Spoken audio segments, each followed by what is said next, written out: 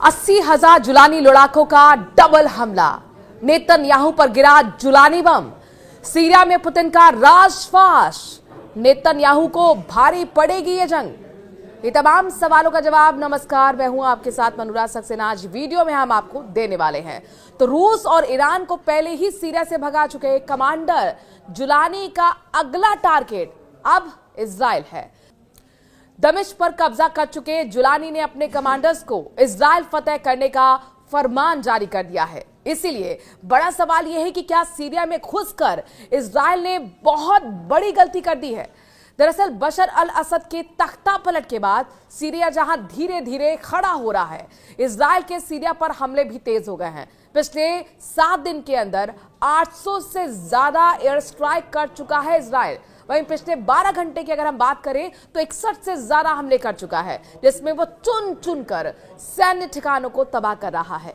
लेकिन जुलानी ने भी कसम खा ली है इजराइल को तबाह करने की और इस नरसंहार के बदला लेने की। इजराइल हमलों का जवाब देते हुए एटीएस के नेता भी इजराइल को बहुत बड़ी चेतावनी दे रहे हैं। जरा समझिए कि इस वक्त सीरिया में क्या चल रहा है और सीरिया के हमलों का जवाब देने के लिए जुलानी की क्या तैयारी है।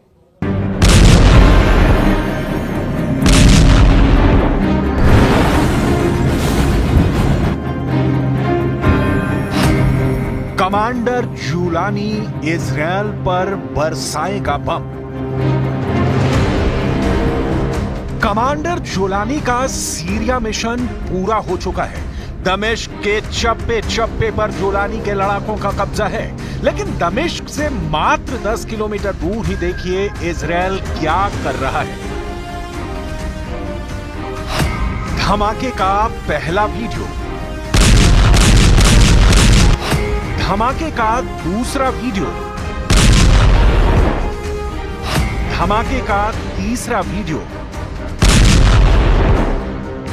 धमाके का चौथा वीडियो, धमाके का 5वां वीडियो। इजरायल के इन धमाकों ने कमांडर जुलानी की नींद उड़ा दी है। इसीलिए अब जुलानी ने बड़ा फैसला कर लिया है। फैसला इजरायली सेना के आगे झुकना नहीं, बल्कि उसे झुकाना है। सीरिया की 1 इंच पर भी इजरायल का कब्जा जुलानी को मंजूर नहीं है। इसीलिए कमांडर जुलानी ने अपने लड़ाकों को इजरायली सेना पर सीधे अटैक का फरमान जारी कर दिया है। असद सरकार के पतन के बाद ही इजरायल ने सीरिया में मौजूद सेना के कई ठिकानों को नस्तनाबूद करना शुरू कर दिया। ये कब तक चलेगा, ये दुनिया के किसी भी देश को नहीं मालूम, लेकिन अब ये साफ होने लगा है कि इजरायल के हमले से युद्ध और भड़क सकता है, क्योंकि कमांडर जुलानी को सीरिया में इजरायल की उपस्थिति कांटे की तरह चुभ रही है। इसीलिए जुलानी ने फरमान जारी किया है कि इजरायली सेना जहां भी दिखे उस पर हमला करो। जुलानी के हौसले बुलंद हैं। जुलानी असद का 54 साल का साम्राज्य खत्म कर चुका है। जुलानी की नजर इजरायल पर भी टेढ़ी हो चुकी है। कमांडर जुलानी ने इजरायल को इशारों में समझाना भी शुरू कर दिया है। जुलानी ने मीडिया से बात करते हुए कहा कि सीरिया पर जिसने भी हमला किया उसके मंसूबे आज तक सफल नहीं हुए और अब भी ऐसा ही होगा। وما من إمبراطورية غازية غزت أرض الشام إلا خرجت منها وسحقت إمبراطوريته. المغول دخلوا إلى الشام وخرجوا منها، انتهت إمبراطورية. إمبراطورية فارسية كانوا في الشام، عندما خرجوا منها انتهت إمبراطورية. الروم عندما دخلوا وخرجوا انتهت إمبراطورية. أيضا الاحتلال الفرنسي 1920 كان عنده إمبراطورية واسعة وفي أمصار متعددة، كان يحتل دول متعددة. لما خرج من الشام انتهت الإمبراطورية. حتى الخلافة العثمانية كانت سلطنة، لما دخلت إلى الشام أصبحت خلافة، ولما خرجت منها عادت دولة। खूनी हमले बर्दाश्त नहीं। जुलानी सीरिया पर एक छत्र राज चाहता है। उसे ना तो विद्रोहियों की डिस्टर्बेंस पसंद है और ना ही पड़ोसी मुल्कों की। जुलानी असद सरकार की हर निशानी को उखाड़ फेंकना चाहता है। सिर्फ इजरायली नहीं, जुलानी के खूनी अतिक्रमण से सालों से सीरिया में काबिज रूस को भागना पड़ा।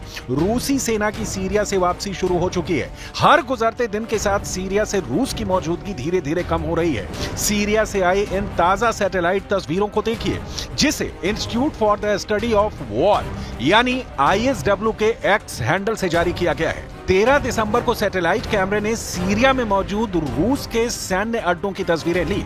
लताकिया के खमीमिम एयरबेस और टार्टस नेवल बेस की तस्वीरों में साफ साफ दिख रहा है कि रूस सीरिया छोड़कर भाग रहा है।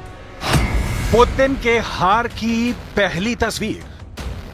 इस सैटेलाइट तस्वीर में 2 AN-124 ट्रांसपोर्ट एयरक्राफ्ट दिख रहे हैं। दोनों प्लेन्स के आसपास गाड़ियां मौजूद हैं। कार्गो का सामान लोड किया जा रहा है। विमान उड़ने की तैयारी में है। पुतिन के हार का दूसरा सबूत।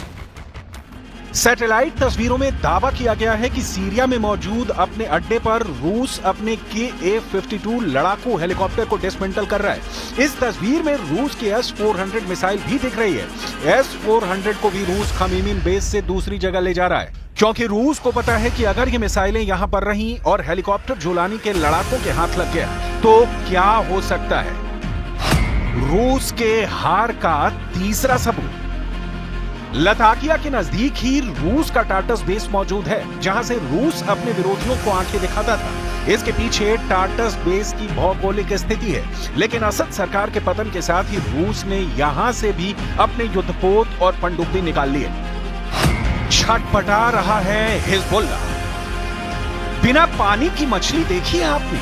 पहले वो पानी के लिए तड़पती है और फिर आखिरकार दम तोड़ देती है। लेबनान वाले हिजबुल्ला के साथ भी यही हो रहा है।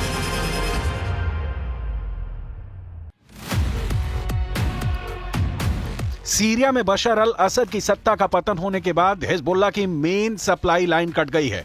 रिपोर्ट्स के मुताबिक हिजबुल्ला के पास हथियार नहीं बचे, उसके हथियार गोदाम भी खाली हो चुके हैं। हिजबुल्ला असद का मुख्य समर्थक था और पिछले दशक में उसने हजारों लड़ाके सीरिया में असद के समर्थन में भेजे थे।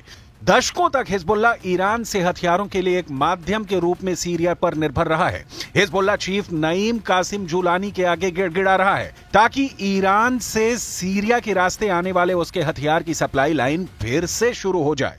من حق الشعب السوري أن يختار قيادته وحكمه ودستوره ومستقبله، ونتمنى أن يتوفق لخيارات لا يتحكم بها أحد من الدول الأخرى التي لها أطماع في سوريا والتي تريد أن تخدم العدو الإسرائيلي। हथियारों की सप्लाई लाइन कटने से हिजबुल्ला तो छटपटा ही रहा है, उसका आका ईरान भी परेशान है। अभी कल ही की तो बात है जब ईरान के सर्वोच्च नेता अयतुल्लाह अली खामनेई ने कहा था कि सीरिया में बशर अल असद सरकार का पतन सहित वहां का हालिया घटनाक्रम अमेरिका और इजराइल की ज्वाइंट प्लानिंग का हिस्सा है। ईरान को सीरिया की बशर अल असद की सरकार का बड़ा पार्टनर माना जाता था। ईरान सीरिया को लड़ने के लिए हथियार, सैन्य साजो सामान और सेना को ट्रेनिंग देकर असद की मदद करता था। सीरिया में असद सरकार का पतन ईरान के लिए किसी बड़े झटके से कम नहीं।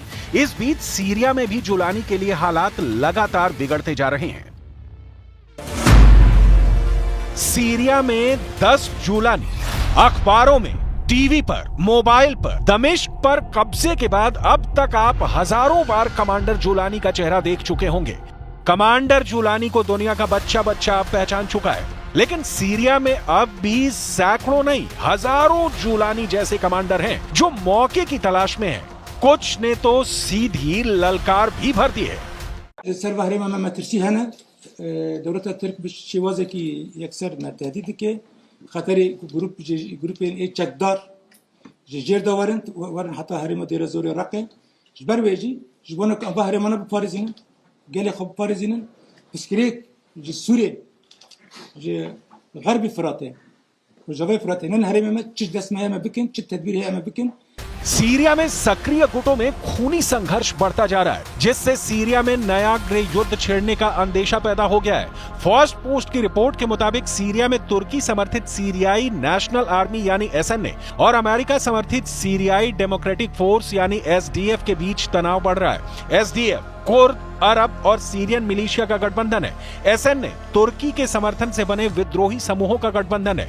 तुर्की और अमेरिका समर्थित गुटों के अलावा भी कई गुट सीरिया में संघर्ष कर रहे हैं, जिससे स्थिति बेहद ही बिगड़ चुकी है। सुपर पावर अमेरिका सीरिया के मौजूदा हालात को लेकर बहुत गंभीर है। अमेरिका की विदेश मंत्री एंटनी ब्लिंकन कई देशों का दौरा कर रहे हैं। अपने दौरे के पहले पड़ाव पर ब्लिंकन तुर्की पहुंचे। यहां उन्होंने पहले तुर्की के विदेश मंत्री से मुलाकात की, फिर राष्ट्रपति एर्दोआन से मिले। ब्लिंकन ने कहा कि अमेरिका क्षेत्र में शांति के लिए हर कोशिश करेगा। So, first, yes, we've been in contact with HTS and with other parties.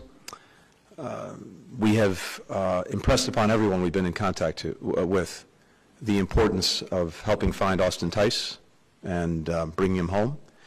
And we've also shared the principles that I just laid out for our ongoing support, principles, again, that have now been adopted by countries throughout the region and well beyond. And we've communicated those. Israeli सैनिकों ने पिछले हफ्ते में Golan Heights पर Israeli और सीरियाई सेनाओं को अलग करने वाले संयुक्त राष्ट्र बफर जोन में एंट्री की थी। इजरायल के इस कदम पर संयुक्त राष्ट्र ने कहा कि यह कदम 1974 के युद्ध विराम समझौते का उल्लंघन है, लेकिन इजरायली पीएम ने कहा कि असद सरकार के गिरने के बाद इस समझौते को इजरायल ने खत्म कर दिया है, यानी सीरिया में युद्ध का भड़कना तय है।